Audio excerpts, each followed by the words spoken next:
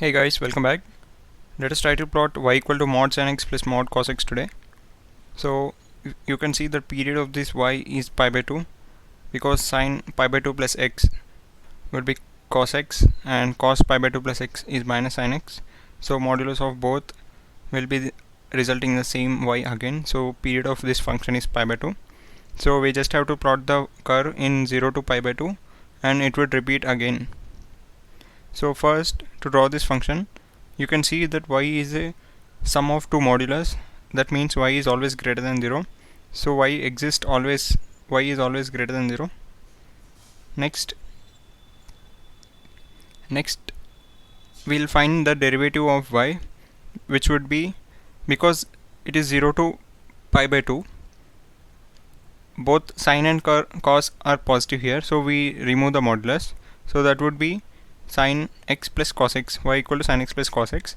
So I'm taking the derivative of that function. So it will be obtained as f dash equal to derivative of sin is cos and derivative of cos is minus sin. So this is the derivative. Now I'm trying to find the wavy curve of this. So this would be 0, f dash would be 0 at x equal to pi by 4, that I am taken here, and to the left of pi by 4, let's say if I take 0, so cos 0 is 1, 1 minus 0 is 1, so that is positive here, and to the right of pi by 4 and between pi by 2 it would be negative. So that means between x equal to 0 to x equal to pi by 4 the function will be increasing, and between pi by 4 to pi by 2 the function is decreasing.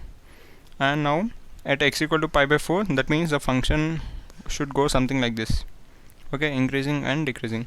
So at x equal to pi by 4 it is having some local maxima. Now let us find the value of the function at x equal to 0.